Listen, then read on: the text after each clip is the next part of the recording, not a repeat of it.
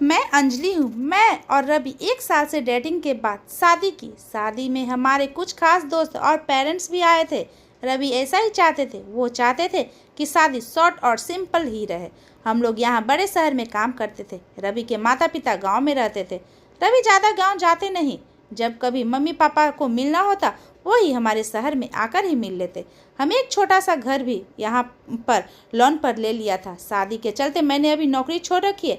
हमारा घर रोड के साइड में था। खिड़कियों रोड पर दिखाई देती थी। हमारे किचन भी रोड से दिखाई देती थी। रवि का ऑफिस का टाइम सुबह 9 बजे था। सुबह में रवि के लिए खाना बनाती। मेरी नज़र खिड़की के बाहर गई।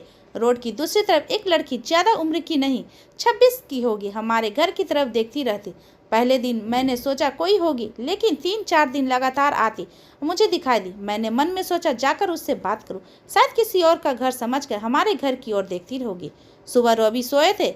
वो फिर वही दूर खड़ी दिखाई दी, फिर हमारे और घर की ओर देख रही थी। इस बार मैं बाहर गई। उससे आते मुझे अपनी ओर देखा और घबरा गई। मैंने उससे पूछा, क्यों, आपको क्या परेशानी है, आप किसे ढूंढ रही हैं? वो घबराई हुई बोली, रवि यहीं रहता है। मैंने बोला, हाँ, आप कैसे जानती हैं? वो इतना सुनकर घबरा कर चली गई। मैंने पीछे से उसे आवाज़ दी पर उसने सुना नहीं। मैं अपने घर में वापस आ गई। मेरे आने पर रवि उठ गए। पूछा, कहाँ गई थी? मैंने बोला, पता नहीं, एक लड़की, वो हमारे घर की तरफ देखती रहती है। और मैंने जब जाकर उससे पूछा, तुम्हारा नाम भी जानती है, तुम किस गोरी सुंदर लड़की को जानते हो? रवि यह सुनकर भड़क गए। बोले, पागल हो क्या? कोई भी कुछ बोलेगा और तुम मान लोगी क्या? लेकिन यह सुनने के बाद रवि के चेहरे का रंग जरूर उड़ गया था। मेरे भी दिमाग में कुछ कुछ चलने लगा। रवि जब शाम को आए तब मैंने इस विषय में कोई बात नहीं की। अगले दिन मैं सुबह उठी तो रवि पहले उठ गए थे।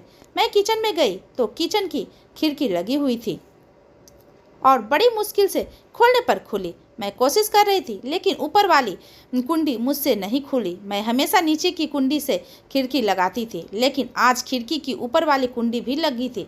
मैंने कैसे भी कुंडी खोली और खिड़की खोला तो देखा कर हैरान रह गई। रवि उस लड़की से वहां जाकर उससे बात कर रहे थे। वे उस पर चिल्ला और गुस्सा रहे थे। लड़की रो रही थी और रवि ने उसे उंगली दिखाकर जाने को कहा। यह सब देखकर मैंने खिड़की बंद कर दिया ताकि रवि को लगे नहीं कि मैं उसे देखा है। रवि फिर घर आए। मैंने ऐसा जताया जैसे मैंने कुछ नहीं देखा। अब मुझे न जाने कैसे कैसे ख्याल आने लगे। रवि मुझसे क्या छिपा रहे हैं? मेरे रवि से शादी करके कोई गलती नहीं। आखिर वो लड़की कौन है और रवि उसे इतना गुस्सा क्यों हो रहे? रवि के जाने के बाद मैंने रवि के सारे दोस्त को, जिन्हें मैं जानती थी, उन्हें फ़ोन किया, लेकिन किसी ने उस लड़की के बारे में पता नहीं था। मेरी समझ में नहीं आ रहा था कि क्या हो रहा है। रवि से पूछना चाहती थी लेकिन मुझे पता था कि वो झूठ ही बोलेंगे। उसके बाद मैं उस लड़की के घर के आसपास नहीं देखा। यह सब सोचते सोचते मेरी तबीयत बिगड़ने लगी। रवि मुझसे बोलता था, क्या हुआ, अपना ख्याल रखो, डॉक्टर के पास जाओ, लेकिन अब मुझे उसकी बातें बिल्कुल अच्छी नहीं लग रही थी। एक दिन जब मेरी हालत खराब हुई तो ऑटो लेकर पास के बड़े अस्पताल गए। डॉक्टर ने अपनी दवाई लेने के बाद मैं अस्पताल के पार्क में बैठी थी। अस्पताल में मुझे वो लड़की फिर दिखाई दी। उसे देखते ही मेरे बीमारी का पता नहीं कहाँ भाग गई। मैं उसके पास तेज से चलकर गई और उसका हाथ पकड़ लिया और उसे बोला, तूने मेरी ज़िंदगी में उथल पुथल मचा दिया। उस दिन क्या बात कर रही थी रवि तुमसे? क्या रिश्ता है तेरा मेरे पति से? फिर उसने मुझे जो बताया सुनकर न लगा मेरा पति ऐसा है, उससे इतनी बड़ी बात छुपाई। शाम को रवि जब आए तब उस लड़की को अपने घर देखकर चौंक गए। मैं भी उसके पास बैठी थी। रवि उसकी तरफ देखकर बोले कि अच्छा, तूने इन सब को बता दिया, मना किया था दूर रहने को मेरी फैमिली से। मैंने बोला, रवि शर्म करो, तुम इतने कठोर हो, अपनी सगी बहन की मदद नहीं कर सकते? वो लड़की संध्या थी, रवि की सगी बहन। उसने अपनी पसंद के लड़के से शादी की थी, इसलिए रवि और उसके परिवार ने उससे सारे रिश्ते तोड़ दिए थे। रवि ने कहा, मेरी कोई बहन नहीं है। मैंने कहा, इसका पति अस्पताल में है, इसे रुपये की ज़रूरत है, बहन नहीं तो इंसानियत के नाते ही तुम इसकी मदद करनी है। और अपनी पसंद की लड़की से शादी भी तुमने भी तो किया, फिर जो नियम इनके लिए वो तुम्हारे लिए क्यों नहीं?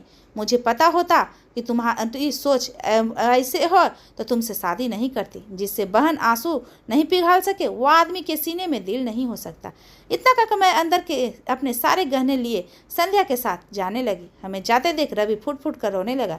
संध्या भी उन्हें देख कर रोने लगी। रोते हुए रवि बोले, हमें इन बहुत प्यार दिया पापा ने, मम्मी ने, मैंने रानी बना कर रखा और ये ऐसे एक दिन बिना बताए घर से चले गए। हमारा प्यार तूने नहीं देखा, इसके लिए रात रात भर रोया। कहाँ होगी, कैसी होगी मेरी बहन? इन सब भाई पापा याद नहीं आए। अरे मुझे से कहती, तुझे क्या करना था, ऐसी भी चली गई न, अब क्यों आई?